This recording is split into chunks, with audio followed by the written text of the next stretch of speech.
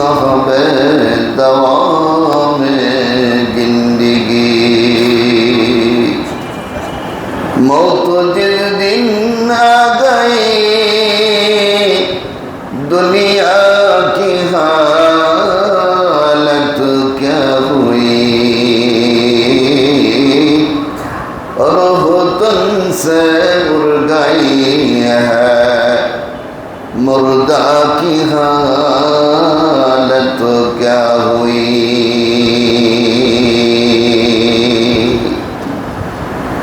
अल्हम्दुलिल्लाह रब्बुल आलमीনের দরবারে অসংখ্য অগণিত শুকর সুজুদ যে রব্বুল আলামিন আমাদেরকে অত্যন্ত দয়া করে মায়া করে মহব্বত করে ভালোবেসে মানুষের ঘরে জন্ম দিয়ে দুনিয়ার সমস্ত শ্রেষ্ঠ ধর্ম ইসলাম ধর্ম আল্লাহর মনোনীত ধর্ম ইসলাম ধর্মে দীক্ষিত করেছেন। সেজন্য রব্বুল আলামিনের দরবারে মুসলমান হিসাবে ইমানের আওয়াজকে উঁচু করে কালিমাতুশ শুকর আদায় করি, সকলেই বলি আলহামদুলিল্লাহ। আলোচনা করতেছিলাম, গত সপ্তাহে আলোচনা হয়েছিল মওত সম্পর্কে। আমাদের প্রত্যেকেরই মরতে হবে, আমাদের সবাইকে দুনিয়া ছেড়ে চলে যেতে হবে। তবে দুনিয়া থেকে কি নিয়ে যাচ্ছে এটা হলো দেখার বিষয়। কবরে যাচ্ছে, কবরের কোনো সামান সংগ্রহ করছে কিনা এটা হলো দেখার বিষয়। না শুধু দুনিয়াতে আসি মরা লাগবে এটা বললাম, কিন্তু মরার পরে কবরের সামান সংগ্রহ যদি না করে যাই তাহলে আমার মতো নির্বুধ, আমার মতো মূর্খ, আমার মতো নাদান আর কেউ হতে পারে না। সেজন্য কবি বলেন, কি করলে বন্ধু কি করলে, কি করলে বন্ধু কি করলে, অন্ধকার কবরের জন্যে কি করলে,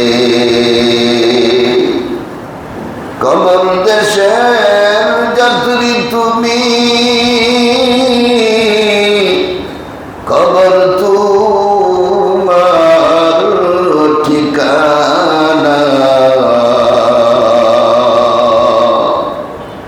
উপর দিকে তাকিয়ে দেখো বাঁশের চালার ঘরখানা, পশ্চিম দেশের যাত্রী তুমি, পশ্চিম তোমার ঘর,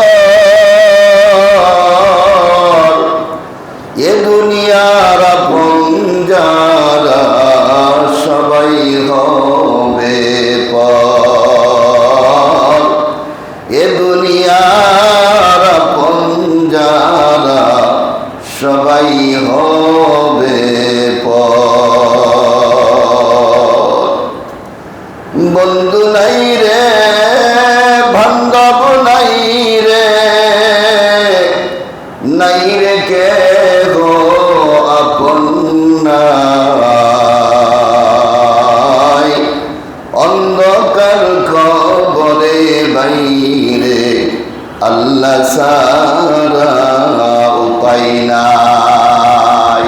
আসেন উপায় আল্লাহ ছাড়া সেই অন্ধকারে কোনো উপায় নাই। তার মানে হলো যদি আল্লাহকে আপনি সাথে রাখতে চান, আল্লাহকে আপন করতে চান, তাহলে আল্লাহর দেওয়ার হুকুম আহকামগুলি মানা লাগবে তথা নেকের কাজ করা লাগবে। সাথী নাই রে পাতি নাই রে, নাই রে কোনো আলো নাই, অন্ধকার কবরে বন্ধু নেকি বিনে উপায় নাই, অন্ধকার কবরে বাইরে নেকি বিনে উপায় নাই, খাট নাই রে পালং নাই রে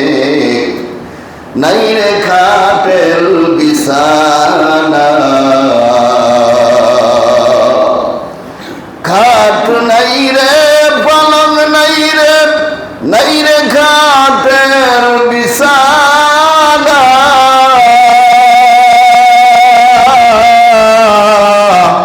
গুনাহগারের কবর হবে আগুনেরই কারখানা, গুনাহগারের কবর হবে আগুনেরই কারখানা।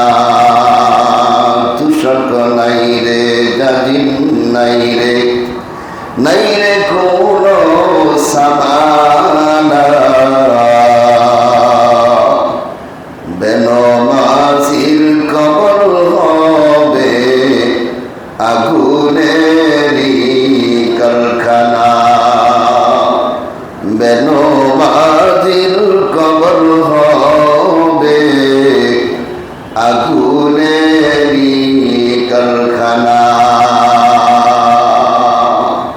পবিত্র কালামে পাকে আল্লাহ রাব্বুল আলামিন বান্দাদেরকে বিভিন্নভাবে বোঝাতে যাচ্ছেন, আমার বান্দারা দুনিয়াতে আমি তোমাকে প্রেরণ করেছি কিছুদিন ঘোরায়া ফিরায় দুনিয়া থেকে আবার নিয়ে যাবো কোথায়? অন্ধকার কবরে। ওই কবরে যাওয়ার পূর্ব মুহূর্তে তোমার যখন মৃত্যু উপস্থিত হয়ে যাবে, তুমি যদি নেককার হও তোমার দেহ থেকে রূহটা আসানের সাথে বাহির হয়ে যাবে। আল্লাহ তাআলা জন্য পবিত্র কালামের মধ্যে ইরশাদ করেন, ইয়া আইয়াতুহান নাফসুল মুতমাইন্নাহ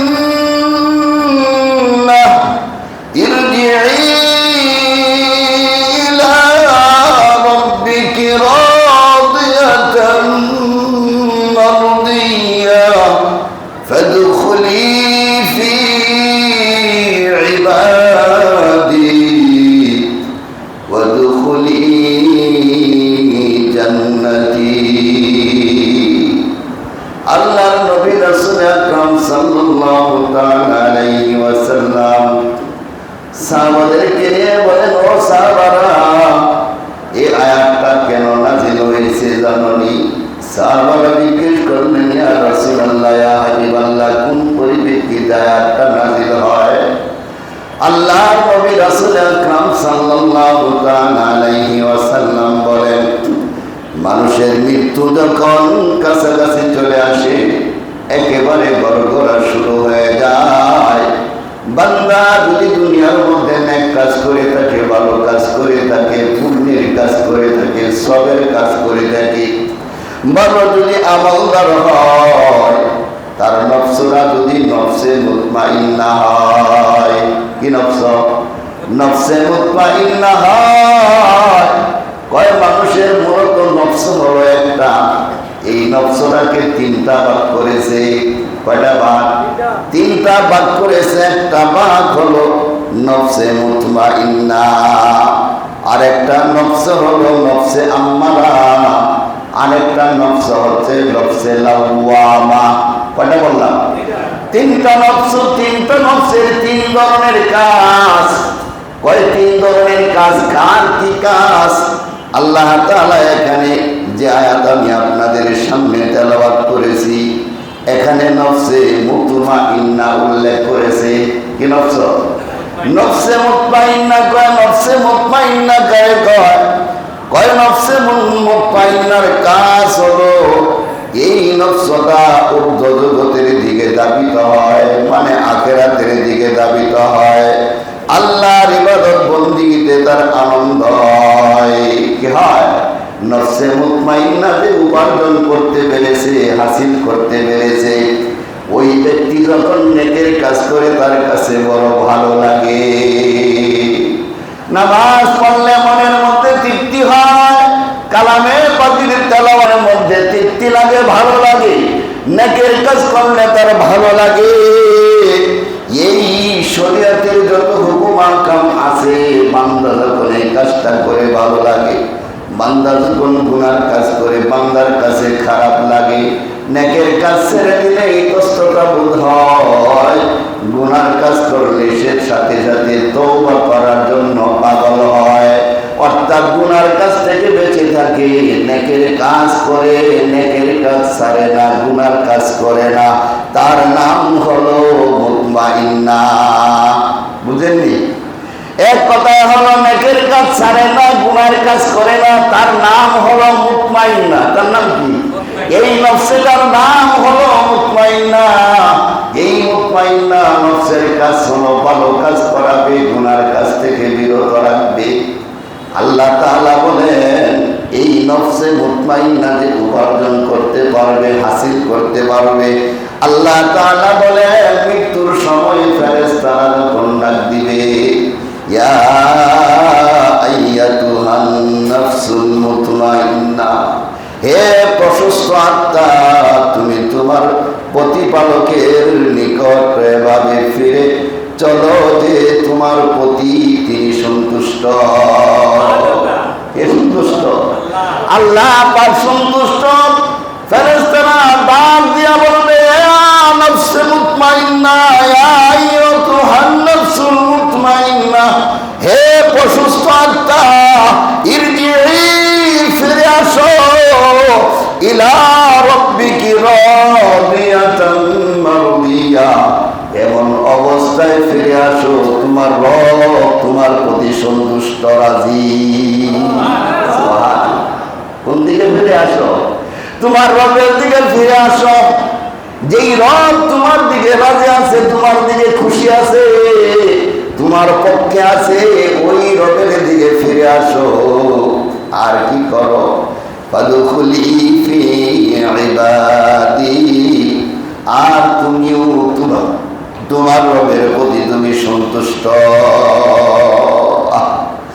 এরপর তুমি আমার বিশিষ্ট বান্দাদের মধ্যে শামিল হয়ে যাও।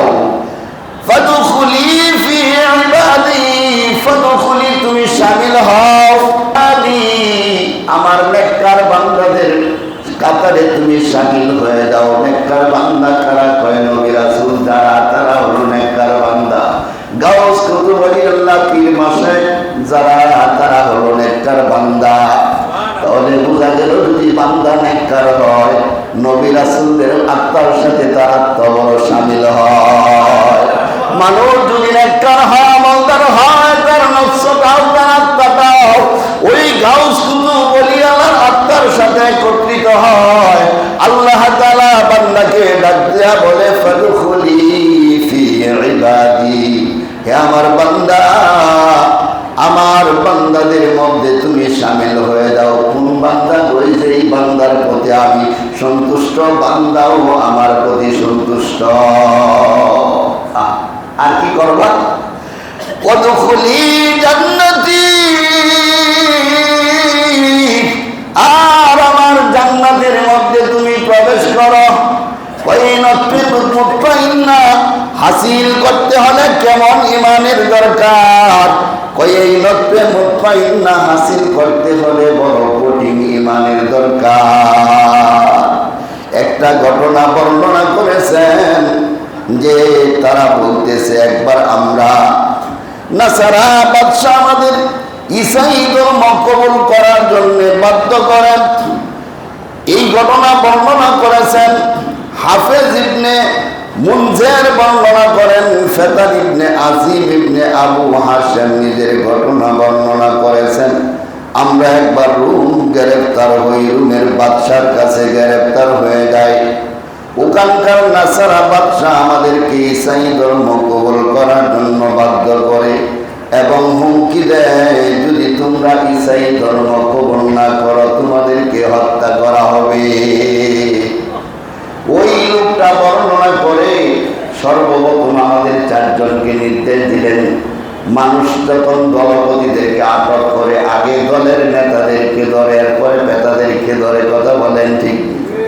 তিনি বলেন আমরা চারজনের মধ্যে যেই চারজন আমরা সেনাপতি ছিলাম, আমরা বড় উপরস্থ লোক ছিলাম, আমাদের চারজনকে গ্রেফতার তো অনেকেই করেছে, কিন্তু আমাদের চারজনকে অবাদ দেওয়া হয়েছে। তোমরা যদি ঈসাই ধর্ম গ্রহণ করো তোমাদেরকে বড় পদ দিয়া তোমাদেরকে সম্মানী করা হবে, আর যদি পদ এই ধর্ম যদি গ্রহণ না করো তাহলে তোমাদের জন্য শাস্তির ব্যবস্থা করা হবে। কি করবে? কয় যদি ধর্ম গ্রহণ করো তাহলে তোমার জন্য সুসংবাদ। কয় দল তো একটা বিরিশ হয়ে গেছে, আমাদের ধর্মে আসো, আমাদের দল করো, কোনো আপদ বিপদ নাই, মামলা যা আছে সব উড়াই নেব, আর বড় পদ দেখা দেয়। আর যদি না ছাড়ো তাহলে তো বুঝতেই পারো মামলার অভাব হইব না। কথা বলেন ঠিক নেই? কয় যদি ইসাই ধর্ম গ্রহণ করো তাহলে সব মাপ এবং তোমাদের পদমর্যাদা বৃদ্ধি করে দেব, আর যদি গ্রহণ না করো তাহলে তোমাদেরকে ফাঁসির কাষ্টে ঝোলানো হবে, তোমাদেরকে কষ্ট দেওয়া হবে। তিনজন ব্যক্তি রাজি হয়ে গেল, মুরতাদ হয়ে গেল, নাউজুবিল্লাহ। আরেকজন ব্যক্তি রাজি হলো না, তার ঈমান বড় শক্ত, তার ঈমান ছিল নফসে মুতমাইন্নার ঈমান। কি ছিল? তার ঈমান ছিল নফসে মুতমাইন্নার ঈমান। এই জন্য সে বলে আমাকে মারতে কাটতে পারো, মারতে পারো, ফাঁসিতে ঝুলাইতে পারো, আমি যেই ধর্ম গ্রহণ করেছি ধর্ম পরিত্যাগ করব না। তাকে হত্যা করা হলো। হত্যা করার পরে তার মাথার মগজটা পুকুরের মধ্যে, নদীর মধ্যে ফেলে দেওয়া হলো। মাথার মগজ নদীতে যাইয়া মাথার মগজটা পানির মধ্যে ভেসে উঠেছে। তাফসিরে নুরুল কুরআনের এই আয়াতের তাফসিরের মধ্যে এটা পাইবেন। খুব চমৎকার অনেক বড় বড় ঘটনা আছে, আমি একটা ঘটনা আপনাদের সামনে বলতেছি। এই ঘটনার পরে পানির উপরে, পানির মধ্যে যখন তার মগজটা ভেসে গেল, এবার মগজ থেকে নাম ধরে ধরে ডাকতেছে, ও মুখে তুমি যদি ওই নাসারা ধর্ম গ্রহণ না করতা তুমি বড় সৌভাগ্যবান হইতা। এই ধর্ম গ্রহণ করে তুমি নিজেকে নিজে হালাকের পথে হেঁটে দিয়েছো। দুনিয়ার আযাব কিছুই না, পরকালের আযাব হলো হাকিকি আযাব। নাম ধরে ধরে কয়, মুখ আছে নাকি? মুখ নাই, জবান নাই, মাথার মগজ কথা বলতেছে। একজন নয়, দুইজন নয়, তিনজনকে নাম ধরে ধরে বলতেছে তোমরা বড় ভুল করেছো, আমাকে বাদশা হত্যা করেছে কিন্তু আমি সফল কাম হয়ে গেছি। এবার যখন দেখে মাথার মগজে সে কথা বলতেছে, সে সফল কাম, বাদশা নিজেও মুসলমান হয়ে গেল, আর যারা মুরতাদ হয়ে গেছিল তারাও মুসলমান হয়ে গেল। বাদশার নেতা কর্মী যারা ছিল অনেকেই মুসলমান হয়ে গেল। সুবহানাল্লাহ। এই নফসের নাম হলো নফসে মুতমাইন্না, যেটা আল্লাহকে ভয় করে, তাম পৃথিবীর আর কাউকে ভয় করে না। বিপদ আসে, বিপদের উপর ধৈর্য ধারণ করে সীসা ডালা পাচিলের মতো দাঁড়িয়ে থাকে। সমস্ত মানুষ বিরোধিতা করলেও সে আল্লাহকে ছাড়ে না, আল্লাহর পথ ছাড়ে না। এদের নাম হলো মুত্তাকি। আল্লাহর নবী কয় এই আয়াতটা ঠিক ওই যে ঘটনা ঘটেছিল, এই ঘটনার সময় আয়াতটা নাযিল হয়। সুবহানাল্লাহ। তাহলে কি বললাম? যদি পরকালে যদি আল্লাহকে পাইতে চাও, তোমার মৃত্যুটা যদি সহজ হতে চায়, তাহলে তোমাকে তোমার নফসটাকে নফসে মুতমাইন্না করা লাগবে। কি করা লাগবে? যাই হোক, আরেকটা ঘটনা বলতেছিলাম। নফস তিন প্রকার, এটা শেষ করি। নফসে কয় প্রকার? তিন প্রকার। নফসে মুতমাইন্না হলো সে শুধু ভালো কাজের আদেশ করে, ভালো কাজের উৎসাহ করে, পরকালের প্রতি দাবিত করে, দুনিয়ার প্রতি দাবিত করে না। আরেকটা নফস হলো ওয়া উবাররিউ নাফসি ইন্নান নাফসা লাআম্মারাতুন বিসসুই ইল্লা মা রাহিমা রাব্বি। দুই নম্বর নফস হলো নফসে আম্মারা। দুই নম্বর নফসের নাম কি? নফসে আম্মারা যাকে বলছে দুনিয়ার মধ্যেও সে ব্যর্থ, আখিরাতেও ব্যর্থ। দুনিয়ার মধ্যেও ধ্বংস, আখিরাতের পরেও ধ্বংস। দুনিয়ার মধ্যেও বেইজ্জতি, আখিরাতেও বেইজ্জতি। দুনিয়ার মধ্যেও মূর্খ, আখিরাতের মধ্যেও মূর্খ। দুনিয়ার মধ্যেও সে সফল কাম হবে না, পরকালের মধ্যেও সে সফল কাম হবে না। এই নফসটা শুধু মানুষের যার অন্তরের মধ্যে এই নফসটা আছে, নফসে আম্মারা, সে পরকালকে বলে দিয়া শুধু নিজের দুনিয়া দুনিয়া দুনিয়া দুনিয়ার মধ্যে ব্যস্ত করে রেখেছে। এর নাম হলো নফসে আম্মারা। এর নাম কি? নফসে আম্মারা। জমি একটা রাখছে, মানুষের ঋণ পায় দেয় না, ঘরের ভাড়া পায় দেয় না। কারণ দিবে কি কইরা? জমি রাইখা ঋণ করছে, ঋণ দেওয়ার কারণে সারা বছর তার ঋণ যায় না, ঘরের ভাড়াও দিতে পারে না। কয়েকখানে কয়েক দোকান কয়েকটা রাখছে, ঋণ টিন করছে, টাকা গুছাইতে গুছাইতে তার কর্ম শেষ। এখন যখন জমি একটা রাখছে, আর একটা বাড়ির পাশে তার আরেকটা জমি বিক্রি করে, কয়টা সারও দেবো না। কি কোনো দেবো না? কয় সারও দেবো না, আগের কিছু ঋণ আছে, কয়টা থাক, দরকার পরে আরো কিছু ঋণ করবো। এবার আরো কিছু ঋণ করছে, কয় দোকানটা আমার পাশের দোকানটা বিক্রি করতেছে, এটা না রাখলে আর চলবো না। কি করবো না? এটা না রাখলে চলবো না, পাশের দোকান রাখা লাগবে, দোকানটা বড় করা লাগবে। এবার আগের ঋণ তো আছে, পরে আরো কিছু ঋণ কইরা আরো দ্বিতীয় দোকানটা রাখছে। এই অবস্থায় করতে করতে করতে করতে জমি কিনে থেকে কিন্তু অন্তরের মধ্যে পেরেশানি যায় না, ভালো খাইতেও পারে না, কোটি টাকার মালিক ভালো একটা জামাও পরিধান করে না। আছে না? নাই? হুজুর আপনারা অল্প টাকার বেতন পান, এত ভালো ভালো জামা 500-700 টাকার কাপড়ের বজের কাপড় আপনারা জামা গাইবেন, আমরা দিতে পারি না। বেকুব, তুই দিবে কেমনে? তুই তো জমি রাখতে রাখতে তোর জীবন শেষ। তো তুই তো ভালো পড়তেও পারবে না, ভালো খাইতেও পারবে না। বাড়া দিয়া ভালো খায়, হ্যাঁ চোখে চায় দেহে, কারণ তার তো ওই যে দোকান আরেকটা রাখছে, টাকা তো হেলে মিলাই দেবো। কথা বোঝেন নাই? আল্লাহ রাব্বুল আলামিন বলেন, শুনো, ওয়ামা উবাররিউ নাফসি ইন্নান নাফসা লাআম্মারাতুম বিসসূই ইল্লা মা রাহিমা রাব্বি। এই নফসে আম্মারা যার মধ্যে ঢুকছে, শুধু দুনিয়া দুনিয়া, এই দুনিয়া থেকে বরখাস্ত করে ছাড়বে, দুনিয়া থেকে হালাক করে ছাড়বে, দুনিয়া থেকে চলে যাবে, ঋণের বোঝা নিয়ে চলে যাবে, অন্তরে তার শান্তি নাই। আল্লাহর নবী কয়, আল গিনা গিনান নাফস, সবচাইতে বড় ধনী হলো ওই ব্যক্তি যার অন্তরটা বড় ধনী। ঠিক না? তাহলে ওই নফসে আম্মারার কাজ হলো আখিরাতকে ভুলাইয়া দিবে। মসজিদে বসে একটু জিকির করবে, তার সময় নাই, ব্যবসার ক্ষতি হয়ে যায়। আছে না? নাই? হুজুর আপনাদের তো কোনো কাম নাই, কাজ নাই, চাকরি করেন, ইমামতি করেন, বসে বসে মসজিদে আল্লাহ আল্লাহ করবেন, আর কাম ব্যবসা আছে, বাণিজ্য আছে, বুঝবেন নাকি? আপনি বুঝবেন না। এই দুনিয়া দুনিয়া করতে আমল করার তার সময় নাই।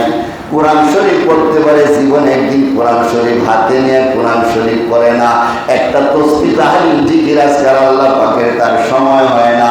কয় কেন হয় না? কয় তার মনের মধ্যে নফসে আম্মারা ঢুকছে, ওই নফসে আম্মারা তাকে দুনিয়ার প্রতি আকৃষ্ট করে, আখিরাতের প্রতি তার মন ভুলিয়ে দেয়, আখিরাতে সে নিতে দেয় না। এর নাম হলো নফসে আম্মারা। এই আম্মারা যার ঢুকছে, হেরে হালাত করে ছেড়ে দিছে একবার। কথা বুঝছেন নি? তাহলে নফস কয়টা বললাম? দুইটা। আরেকটা হচ্ছে নফসে লাওয়ামা। এই নফসের কাজ হলো ভালো কাজও করায়, খারাপ কাজও করায়। ভালো কাজ করলে করতে পারে, অসুবিধা নাই। খারাপ কাজেরও হুকুম করে, ভালো কাজেরও হুকুম করে, তার কাজ হলো কোনো বাধা দেয় না। ঠিক না? এখন আপনার নফস কোন ধরনের নফস আপনি নিজে নিজে বিবেচনা করেন। আমি আমার ভিতরে যে নফসটা আছে কোন ধরনের নফস? আমার নফসটা কি ভালো কাজ করতে উৎসাহিত করে না খারাপ কাজ করতে উৎসাহিত করে? যদি ভালো কাজ করতে উৎসাহিত করে, গুনার কাছ থেকে বিরত রাখে, তাহলে মনে রাখবা তোমার মৃত্যুর সময় ঈমানের হালতে আসানের সাথে তোমার মৃত্যু হবে। আর যদি নফসে আম্মারা যদি তোমার ভিতরে থাকে, তাহলে নফসে আম্মারার কাজ হলো গুনার কাজে তাকে ধাবিত করবে, আখিরাত থেকে বলে নিবে। এই ব্যক্তিরা জীবনেও কোনোদিন সফল কাম হতে পারবে না। কি হতে পারবে না? সফল কাম হতে পারবে না। এখন আপনার ভিতরে কোন ধরনের নফস আছে? যদি বলেন নফসে মুতমাইন্না, আলহামদুলিল্লাহ। আর যদি বলেন নফসে আম্মারা ঢুকছে আমার ভিতরে, তাহলে আপনার জন্য হালাকি। মৃত্যু মৃত্যুর সময় আল্লাহর নবী কয় গুনাহগারের মৃত্যুটা খুব কঠিন হবে।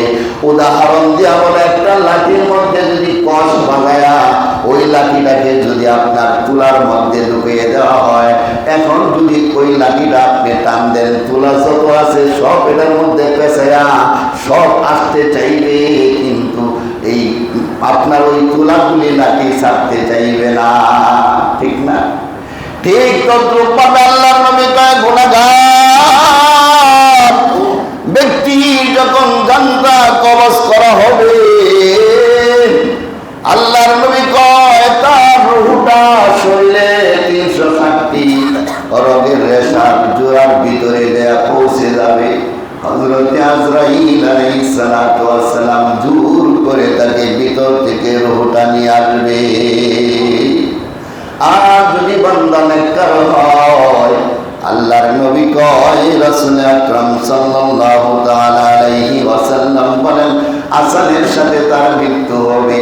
আল্লাহর নবী কয়, ওই নেককারের সামনে যখন এই আয়াতটা তেলাওয়াত করা হবে, আসানের সাথে ওই আপনার জগ থেকে পানির মধ্যে পানি টানলে যেমন গড় গড় করে জগ থেকে গ্লাসের মধ্যে পানি পড়ে যায়, নেককার যে হবে নফসে আপনার মুতমাইন্না যে অর্জন করতে পেরেছে, মৃত্যুর সময় তার আসানটা, তার রূহটা আসানের সাথে বাহির হয়ে যাবে। সুবহানাল্লাহ।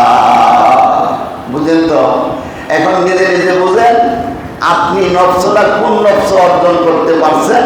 যদি নফস মুতমাইন্না করে থাকে, আপনার হালত এরকম হয়, তাহলে আপনি মুত্তাকি, আপনার মৃত্যুর সময় কোনো কষ্ট হবে না ইনশাআল্লাহ, যেহেতু আল্লাহ পাক নিজেই বলে দিয়েছেন, তাই না? আর যদি নফসে আম্মারা হয়, তাহলে তো অবস্থা কি হবে বুঝতেই পারেন। তাহলে আপনার ভিতরে আপনার নফস কোন ধরনের নফস আছে এখন আপনি বুঝে থাকেন। যদি নফসে মুতমাইন্না না থাকে, তাহলে নফসে মুতমাইন্না আমাকে অর্জন করা লাগবে। অর্জন করবেন কিভাবে? নেকের কাজের মাধ্যমে। নেকের কাজ করতে আগ্রহ হয় কিভাবে? হালাল খাবারের মাধ্যমে। তাহলে নফসে মুতমাইন্না যদি অর্জন করতে চাও, হালাল খাবার খাওয়া লাগবে, নামাজ পড়া লাগবে, নামাজের সাথে সাথে জিকির আজকার করা লাগবে, আল্লাহ পাকের কোরআনের সাথে সম্পর্ক থাকা লাগবে। এই নফসে মুতমাইন্না করার জন্য জামানার মুজাদ্দিদ রাহমাতুল্লাহ আলাইহি এই পথগুলি অবলম্বন করেছেন। তুমি হালাল রিজিক খাও, নামাজ পড়ো, কালামে পাকের সাথে সম্পর্ক রাখো, আল্লাহ পাকের জিকির করো, তোমার নফসটা নফসে মুতমাইন্না হয়ে যাবে। দুনিয়ার মধ্যেও সফল কাম, পরকালের মধ্যেও তুমি সফলতা অর্জন করতে পারবে। আল্লাহ তাআলা আমাদের সবাইকে হালাল রিজিক ভক্ষণ করে 5 ওয়াক্ত নামাজ বিনা কাজা, ওয়াজিফা বিনা কাজা, হালাল রুজি সাধ্যমতো করার তৌফিক দান করেন।